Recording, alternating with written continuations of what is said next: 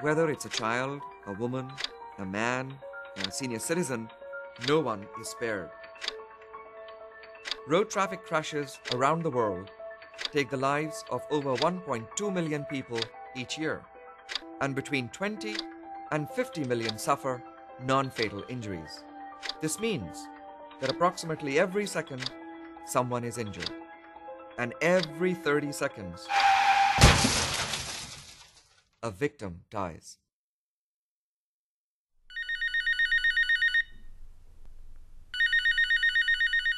On May 3rd, 1995, I received a phone call that's every parent's nightmare. The voice on the other end told me that my son had been killed in a bus crash in Turkey.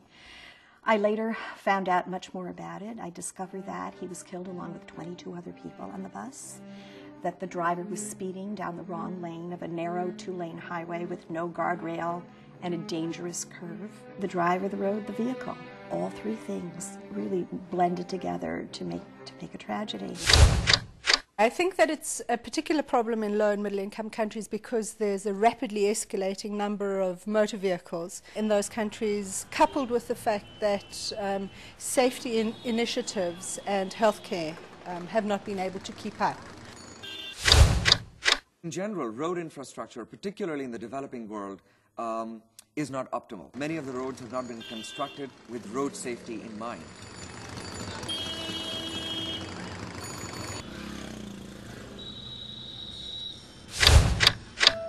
Close to 6 years ago, in September 2003, I was involved in a road crash. A drunk driver knocked at the vehicle that we were in, and we overturned several times. We were all thrown out of the vehicle, and two of my friends passed away on the spot, one of who was my best friend. After my injury, I became quadriplegic, paralyzed from the shoulders down, and confined to a wheelchair. We were not wearing seat belts, all of us who were thrown out of the vehicle, and if seat belt laws were also strictly enforced, I probably would not be on a wheelchair. It is not only the 9th largest killer, it's a preventable one. We funded a study to look at where traffic deaths are, what kinds of transportation people use. What we now have is the data to go to governments and say, look, these are the number of your citizens who are dying, and here's what you can do about it. Nearly half of road traffic crash victims are what we call vulnerable road users. And in fact, in some of the countries of Asia and Africa, this proportion can be as high as 70 or 80%. These are people who are walking along the side of the road, people who are on motorcycles, so people who are not encased in something solid like a vehicle and therefore are more vulnerable.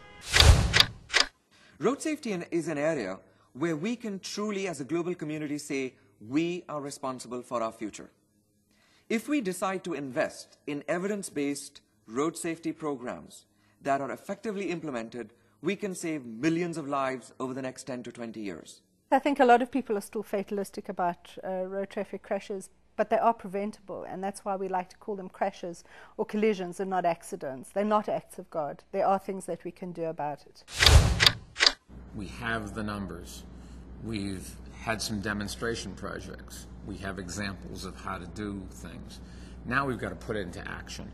The next challenge is to bring it to the attention of those who can implement change, and also to bring it to the attention of those who are the victims, and maybe they can demand change. Much can be done to reverse this epidemic. There are a number of relatively simple interventions that can be put in place that will save lives every second of every day.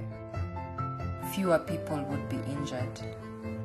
Fewer friends, neighbors, and families will suffer. It really can make a very big difference if you get together and say, let's address the issue.